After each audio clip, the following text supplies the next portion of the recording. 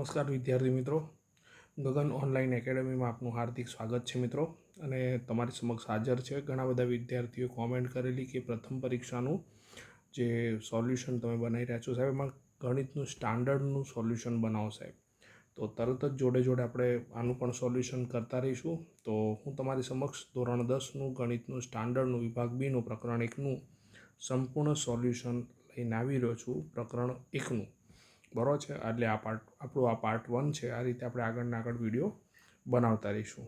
તો પ્રશ્ન તરફ જઈએ. પહેલો પ્રશ્ન છે મિત્રો, મોડું ન કરતાં સમજીએ. તો મિત્રો આપણો જે પહેલો પ્રશ્ન છે આપણને કંઈક આ પ્રમાણે આપેલો છે કે સાબિત કરો કે 3 + 2√5 એ અસમય સંખ્યા છે. તો મિત્રો જ્યારે પણ આવો દાખલો પૂછાય ને તો ત્યારે તમારે શું કરવાનું? પહેલાં તો અનિષ્ટાપતિની જૂના કોર્સની અંદર આવતું હતું અનિષ્ટાપતિની રીત, એટલે આપણે ઊંધું ધારવાનું. ઊંધું ધારવાનું એટલે અસમય છે તો આપણે સમય ધારીશું, અને પછી આપણે શું કહીશું, ભાઈ આ ધારણા કરેલી છે ખોટી થઈ ગઈ, એટલે સમય નથી તો સ્વાભાવિક છે શું થઈ જશે, અસમય થઈ જશે. તો સ્ટાર્ટ કરીએ મિત્રો. તો આપણે શું કરીએ છીએ, ધારો કે 3 + 2√5 જે છે એ શું છે, અસમય નહીં પરંતુ આપણે સમય કહીએ છીએ, ભાઈ સમય છે. હવે કોઈપણ સંખ્યા સમય છે મિત્રો, તો કોઈપણ સમય સંખ્યા જે છે એને a/b સ્વરૂપે આપણે લખી શકીએ છીએ. તો આપણે અહીંયા શું લખીશું મિત્રો, 3 + 2√5 જે છે એને મેં શું લખ્યું, a/b. આટલું કર્યા પછી આપણે ચોખવટ કરીશું, ભાઈ જે a અને b જે છે એ શું છે, પરસ્પર અવિભાજ્ય છે. પરસ્પર અવિભાજ્ય સંખ્યા છે. ખાસ ધ્યાન રાખજો મિત્રો, આપણે આ બંને સંખ્યાઓ અવિભાજ્ય સંખ્યા છે અને એને કારણે એમનો ગુસા શું થશે, 1 થશે.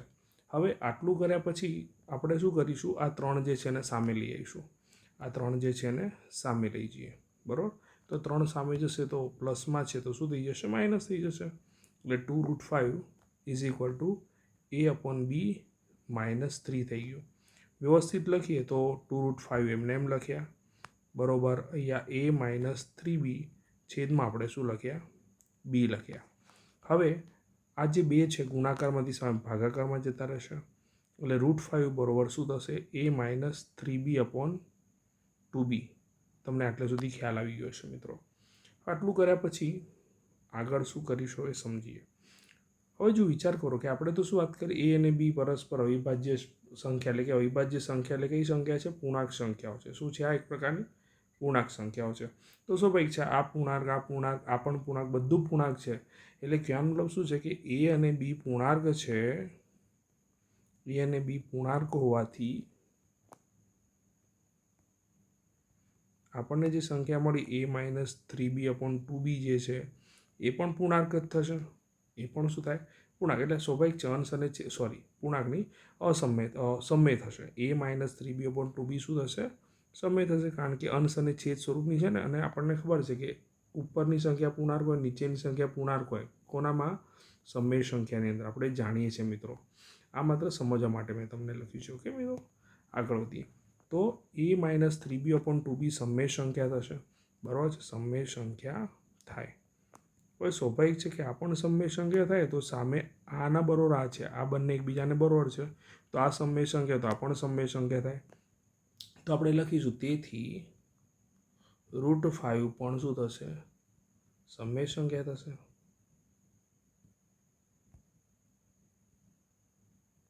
મિત્રો √5 સમય સંખ્યા થશે, પરંતુ આપણને જાણીએ છીએ કે √5 તો શું છે, √5 તો અસમય સંખ્યા છે.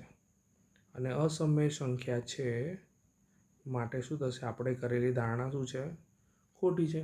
તો આપણે લખીશું આમ આપણી ધારણા અહીંયા શું થઈ, ખોટી થઈ.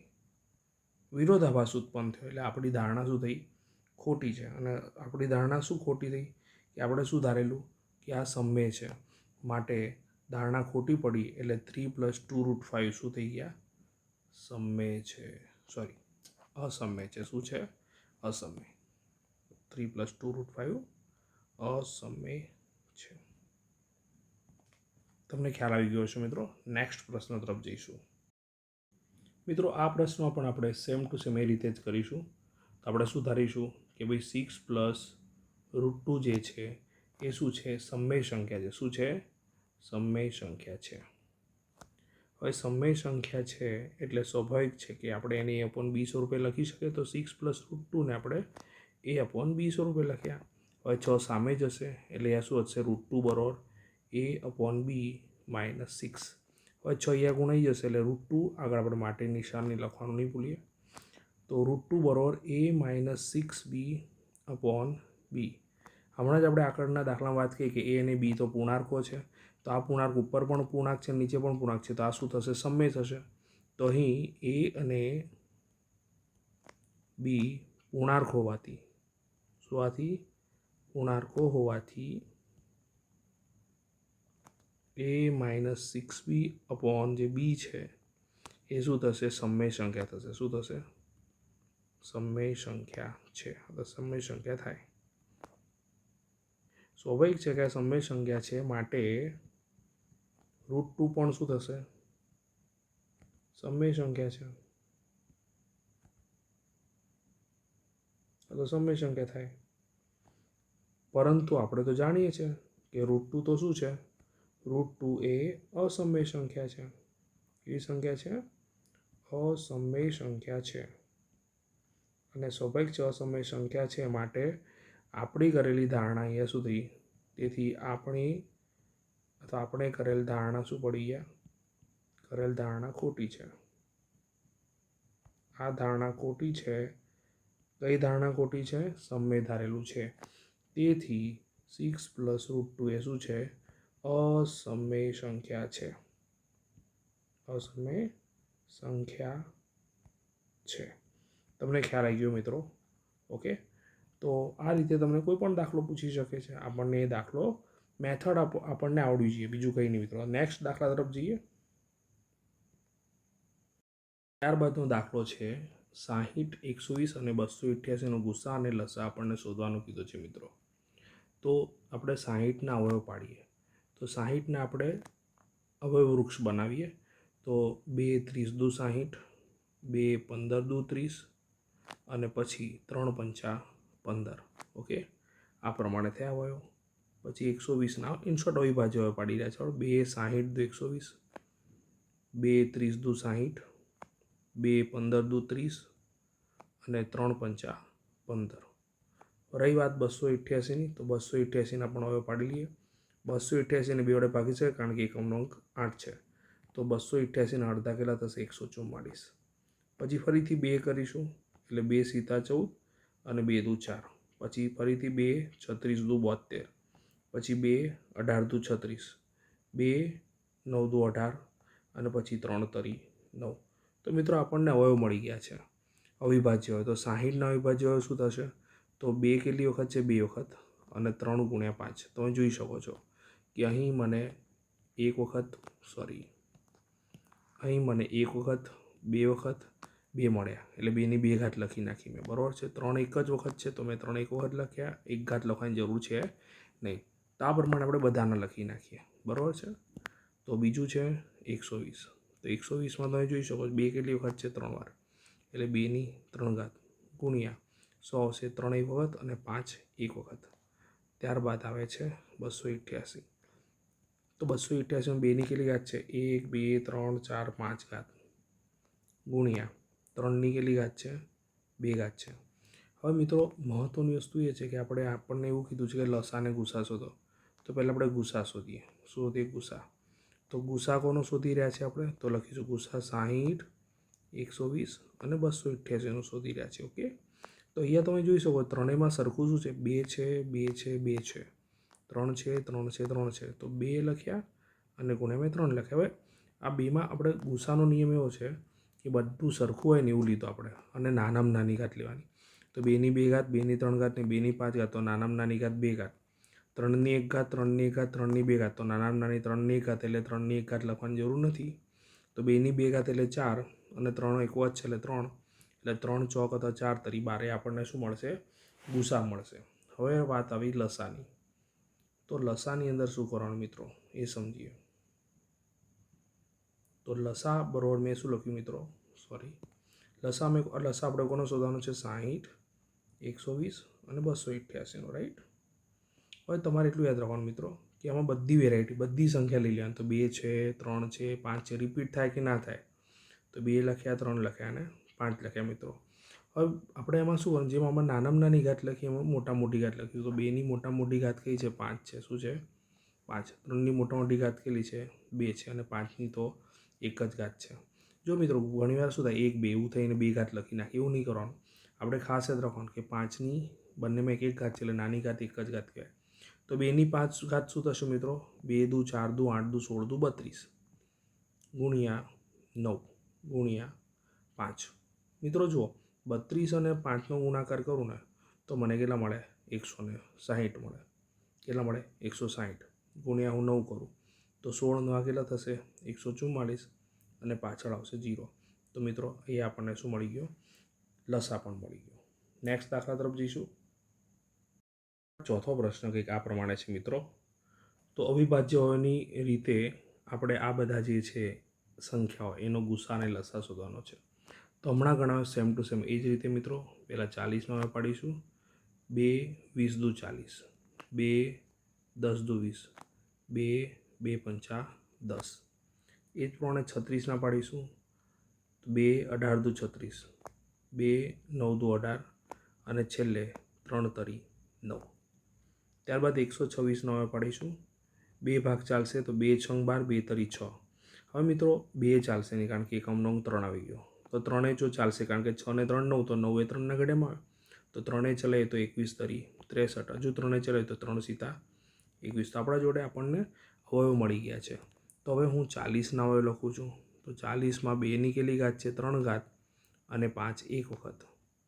પછી 36, તો 36માં 2ની 2 ઘાત અને 3ની 2 ઘાત અને 126 એટલે 2ની 1 ઘાત 3ની 2 ઘાત ગુણ્યા 7.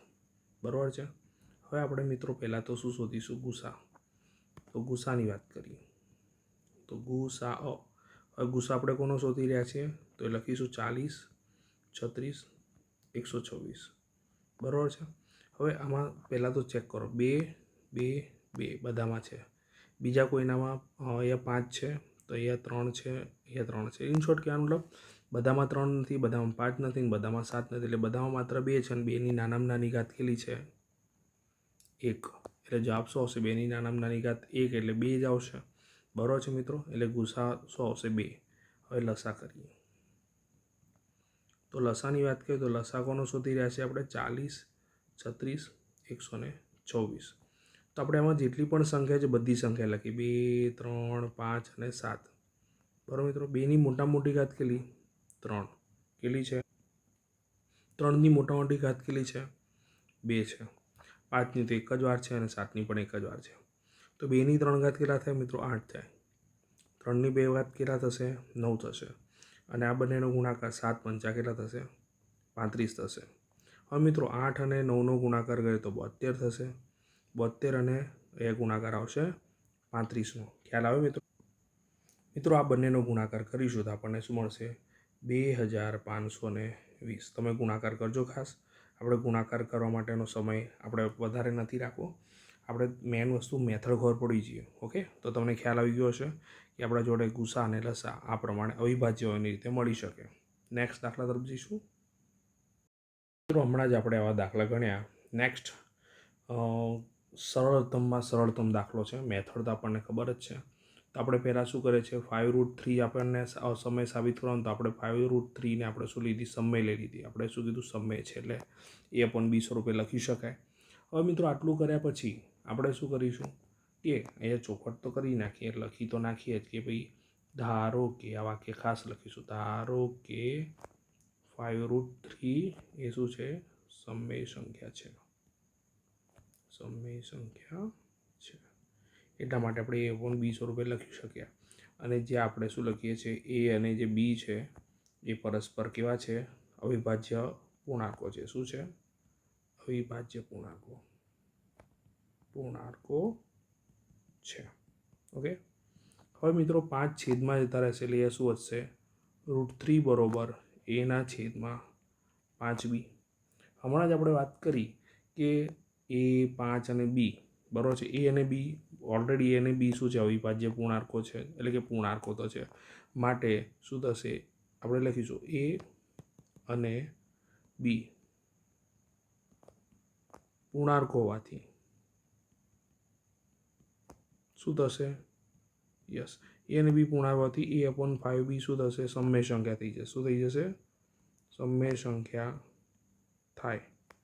હવે આ સમમેય સંખ્યા થાય માટે √3 પણ, તેથી લખીશું √3 પણ શું થશે, સમમેય સંખ્યા થાય.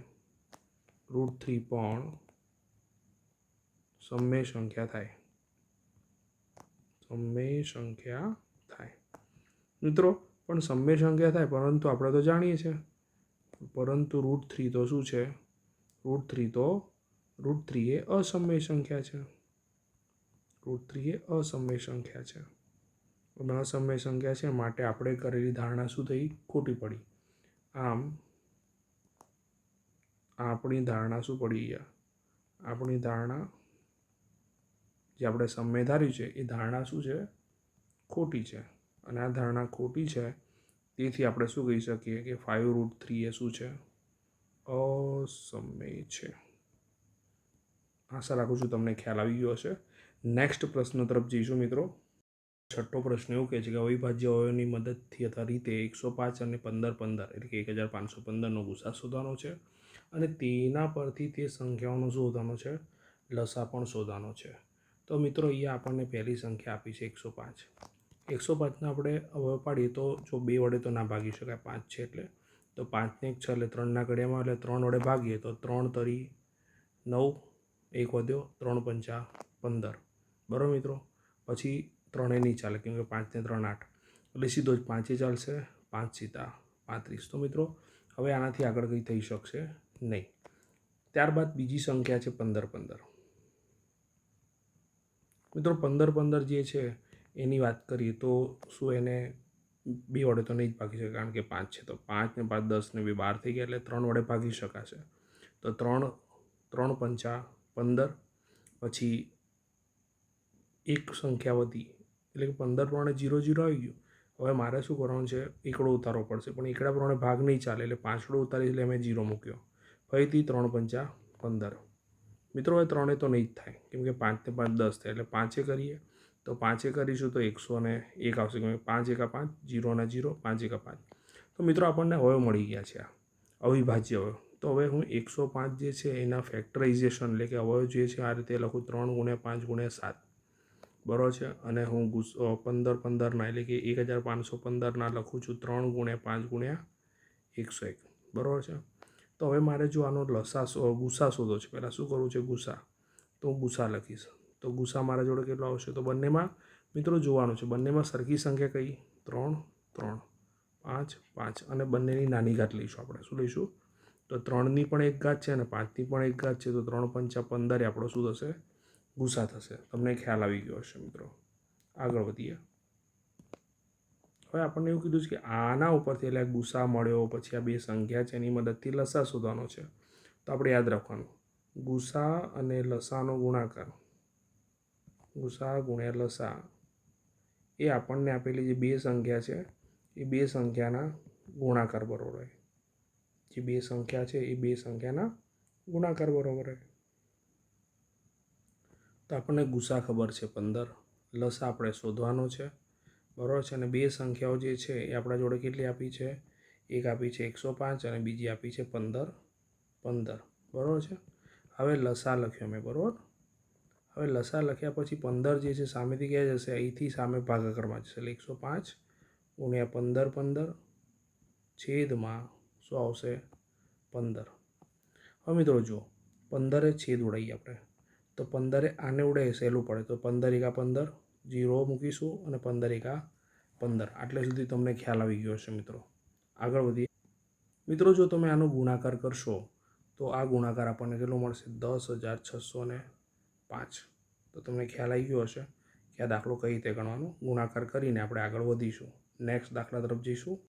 મિત્રો નેક્સ્ટ દાખલા તરફ જતાં પહેલાં જો તમારે રીત 2થી ગણવું હોય, એટલે કહેવાનો મતલબ આ તમારે ગણતરી આ રીતે ન કરવી હોય, બરાબર છે, તો તમે બીજી રીતે પણ કરી શકો છો. તો સીધું જ આપણે કરીશું, જેમાં આપણે આગળના દાખલામાં કર્યું કે લસા એટલે આપણે શું કહીશું, બધી સંખ્યા અલગ અલગ છે લખી નાખીશું. એટલે 3 આવશે, 5 આવશે, 7 આવશે અને 101 આવશે. બધી સંખ્યા અલગ અલગ, 3 છે, 5 છે, 7 છે, 101. હવે મિત્રો જો 3 પંચા 15 બરાબર છે, અને 15 સીતા 105 ગુણ્યા 101 બરાબર છે. હવે આનો ગુણાકાર આપણે જે કર્યો ઉપર એ પ્રમાણે 10,605 આવશે.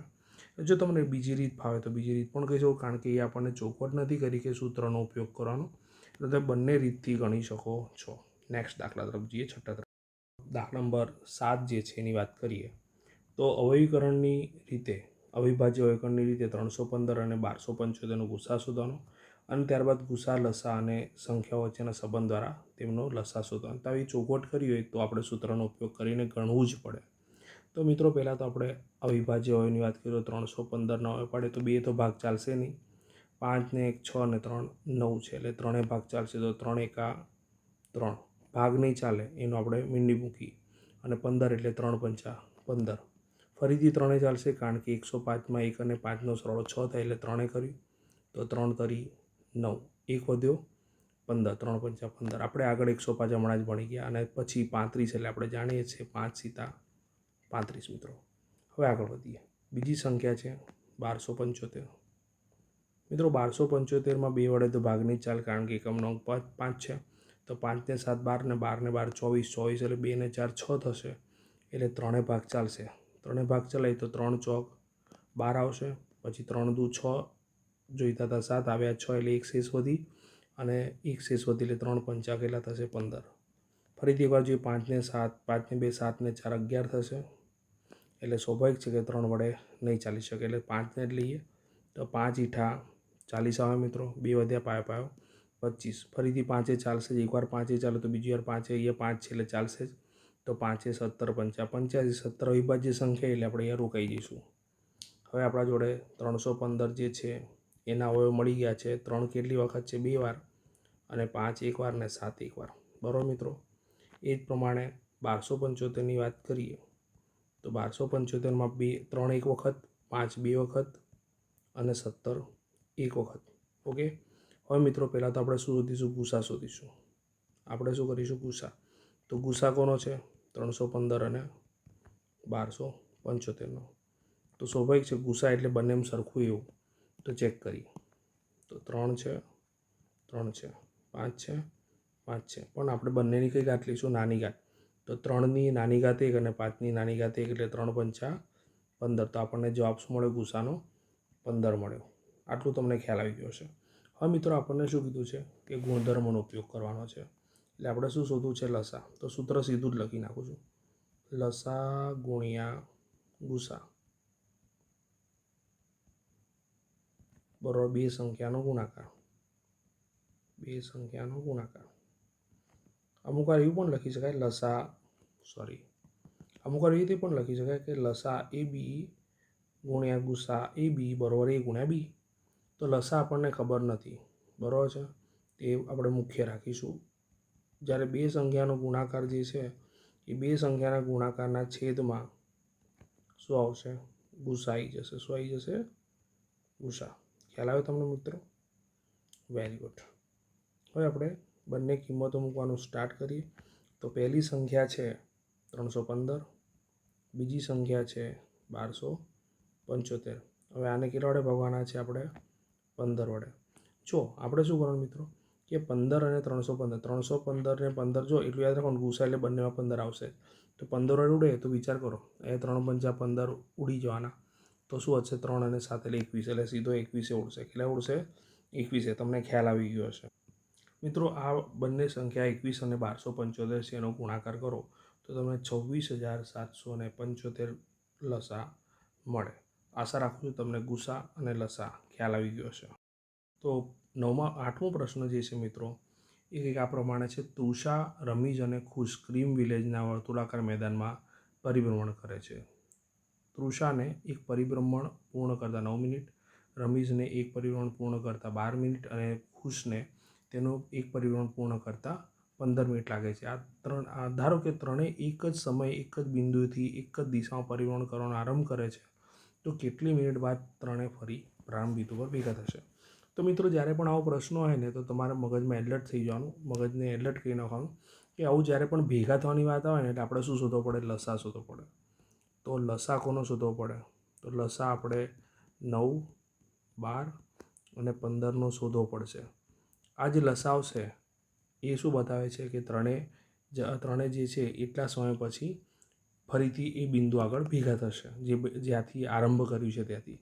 તો આપણે 9ના અવયવ પાડીએ. પહેલાં 9ના અવયવ શું પડશે? 3 × 3, તો 3ની 2 ઘાત. 12ના અવયવ પાડીએ એટલે 2 × 2 × 3, 4 × 12 થયા, તો 2ની 2 ઘાત અને 3 અને 15 એટલે શું થશે? 3 × 5 = 15. મેં તમને હમણાં જ કીધું કે આપણે શું શોધવાનું છે? લસા શોધવાનું છે લસા. તો લસામાં આપણે શું કરતા હતા યાદ કરો મિત્રો? તો લસામાં આપણે બધી સંખ્યા લેતા હતા. શું લેતા હતા? બધી સંખ્યા. તો 2 છે, 3 છે અને 5 છે મિત્રો. 2ની મહત્તમ ઘાત કેટલી છે? 2 છે. કેટલી છે? જુઓ, આના બધામાં 2, આનામાં જ 2 છે, બરાબર છે? અંદર 2 છે અને 2ની મહત્તમ ઘાત 2 છે. બધામાં 3 છે પણ 3ની મહત્તમ ઘાત 2 છે અને 5ની મહત્તમ ઘાત 1 છે. મહત્તમ એટલે મોટી ઘાત. તો 2ની મહત્તમ ઘાત 2 છે, 3ની મહત્તમ ઘાત 2 છે અને 5 1ને 1 જ વાર છે. તો 2નો વર્ગ 4 થશે, 3નો વર્ગ 9 થશે ગુણ્યા 5. 9 ચોક શું થશે મિત્રો? 36 થશે ગુણ્યા 5. મિત્રો યાદ રાખજો ટ્રીક, કોઈપણ સંખ્યાને 5 વડે ગુણવા છે તો આપણે આગળના શું કરી નાખવાના? અડધા કરીને પાછળ 0 લગાવી દેવાનું. ફરીથી એકવાર, કોઈપણ સંખ્યાને 5 વડે ગુણવા છે તો આગળની સંખ્યાને અડધા કરીને પાછળ 0 મૂકી દેવાના. તો 180 મિનિટ પછી ત્રણે ફરી ક્યાં ભેગા થશે? પ્રારંભ બિંદુ પર ભેગા થાય. મિત્રો તમને ખ્યાલ આવી ગયો હશે, આ દાખલો આ રીતે જ ગણવાનો રહેશે. નેક્સ્ટ દાખલા તરફ જઈએ. દાખલા નંબર 9 તો બહુ જ સુપર દાખલો છે અને મને ખૂબ જ ગમતો અને મોસ્ટ એમ્પી દાખલો છે. તો 2520ની વાત કરીએ મિત્રો, તો એનું અવિભાજ્ય અવિકરણ કરતાં આપણે આને સરખાઈશું તો પી અને ક્યુ આપણે શોધવાના છે. તો આપણે અવયવ તો પાડવા પડશે. તો 2520ને મિત્રો 2 વડે ભાગી શકે કેમ કે 0 છે. તો 2 વડે ભાગે તો 2 એકા 2, 2 દુ 4, 1 વધ્યા, જોઈતા હતા 4 આવ્યા, જોઈતા હતા 5 અને આવ્યા 4 એટલે 1 વધશે, 1 અને 2 12 થશે એટલે 2 6 12 અને પાછળ શું આવશે? 0 આવશે. મિત્રો ફરીથી 2 વડે કરીએ એટલે 2 6 12 આવશે, બરાબર છે? 2 તરી 6 આવશે અને પાછળ 0 આવશે મિત્રો. ફરીથી મિત્રો 2 વડે ભાગ ચાલશે તો 2 લખ્યા, શું આવશે? 2 તરી 6, બરાબર છે? 2 તરી 6 આવ્યા, 2 એકા 2, જોઈતા હતા 3 અને આવ્યા 2 એટલે 1 વધ્યો એટલે 2 પંચા 10. મિત્રો 2 વડે નહીં ચાલે. હવે 5 ને 3 8 ને 3 9 એટલે 3 ચાલશે. 3 શું થશે? 3 એકા 3. હવે જો 3 એકા 3 લખ્યા આપણે, બરાબર છે? હવે એક પ્રમાણે ભાગ નથી ચાલતો, એનો મીંડી મૂકીને 15 લીધા એટલે 3 પંચા 15. 5 ને 1 6 છે એટલે ફરીથી 3 ચાલશે. શું આવશે? 3 તરી 9, 1 વધ્યો, 3 પંચા 15 ને આ તો આપણે જાણીએ જ છે. 3 નહીં ચાલે, 5 ચાલશે તો 5 સીતા 35. તો મિત્રો આપણને આ બધા અવયવ મળી ગયા, બરાબર છે? તો આપણે લખીશું 2520 બરાબર 2ની કેટલી ઘાત આવી? 3 ઘાત આવી, બરાબર છે? પછી 3ની કેટલી ઘાત આવી? 2 ઘાત. 5 એક વખત અને 7 એક વખત. હવે આને કોની સાથે સરખાઈએ? આને 2ની 3 ઘાત ગુણ્યા 3ની પી ઘાત ગુણ્યા ક્યુ ગુણ્યા 7 સાથે સરખાવતા. તો મિત્રો આપણને આ જો સરખામણી કરીએ તો આપણને પી બરોબર શું મળશે? Yes, excellent. પી બરોબર 2 અને ક્યુ બરોબર શું મળશે? આપણને 5 મળશે અને આપણે એ જ શોધવાનું છે મિત્રો. તો one of the most important example છે આ. નેક્સ્ટ દાખલા તરફ જઈશું. દાખલા નંબર 10 એ પણ બહુ વિશિષ્ટ દાખલો છે. આપણી ચોપડીમાં આપણને માઇનસવાળો એક પણ દાખલો નથી મળતો, તો એ ધ્યાન રાખજો. નિયમ તો એ જ આવશે કે ભાઈ 3 - √5 એટલે કે 3 - વર્ગમૂળ 5 એ શું છે? ધારણા કરી કે ભાઈ ધારો કે 3 - વર્ગમૂળ 5 એ શું છે? સમમેય સંખ્યા છે. શું છે? સમમેય સંખ્યા છે. ઓકે મિત્રો, હવે સમમેય સંખ્યા છે એટલે આપણે આને કયા સ્વરૂપે લખી શકીએ? યસ, a/b સ્વરૂપે. જ્યાં ચોખવટ કરી કે a અને b, હવે તો તમને યાદ રહી ગયું હશે, a અને b શું છે? પરસ્પર અવિભાજ્ય પૂર્ણાંકો છે. શું છે? અવિભાજ્ય પૂર્ણાંકો છે. ઓકે, હવે મિત્રો √5ને સામે લઈ જઈને a/b આમ લઈ જઈએ તો દર વખતે આપણે શું કરતા હતા કે માત્ર આ સંખ્યાને કેમ કે પ્લસ હતું એટલે આ સંખ્યાને લાવવું પડતું, પણ આ વખત થોડું વિશિષ્ટતા થશે. આને આપણે અહીંયા લઈ જઈશું અને આ પદને અહીંયા લઈ જઈશું તો શું થશે 3 - a/b બરોબર ગુણમાં 5. આ b એ ગુણાઈ જશે એટલે શું થશે 3b - a/b બરોબર ગુણ્યા 5. તો અહીંયા મિત્રો એ અને બી શું છે? એ અને બી પૂર્ણાંકો હતા અને પૂર્ણાંક હોવાથી શું થશે મને કહો? યસ, પૂર્ણાંક હોવાથી 3b - a/ જે બી છે એ શું થશે? સમમેય થશે. સમમેય થાય. સ્વાભાવિક છે આ સમમેય થાય, તેથી વર્ગમૂળમાં 5 પણ વર્ગમૂળમાં 5 પણ સમમેય જ થાય. પરંતુ આપણે શું જાણીએ છીએ? યસ, પરંતુ આપણે જાણીએ છીએ √5 તો √5 એ તો અસમય સંખ્યા છે, અસમય છે અને માટે આપણી ધારણા અહીંયા શું પડી? ખોટી છે. આપણી ધારણા શું થઈ? અહીંયા આપણી ધારણા ખોટી છે અને આપણી ધારણા ખોટી છે માટે શું થશે? માટે થશે એ 3 - વર્ગમૂળમાં 5. 3 - વર્ગમૂળમાં 5 એ શું છે? યસ, અસમય સંખ્યા છે. તો અસમય છે. તો આશા રાખું છું મિત્રો તમને ખ્યાલ આવી ગયો હશે. મિત્રો અમારી જે ગગન ઓનલાઈન એકેડમી છે એની અંદર જો તમે હજુ પણ સબસ્ક્રાઈબ ના કર્યું તો સબસ્ક્રાઈબ કરજો ખાસ, અને તમારા મિત્રોને પણ શેર કરજો. અને ડિસ્ક્રિપ્શનની અંદર તમને બધી જ લિંક મળતી રહેશે જોડે જોડે, એટલે આના પછીના પણ તમારે વિડીયો જોવા હોય તો તમે એમાંથી રિવિઝન કરી શકો છો મિત્રો.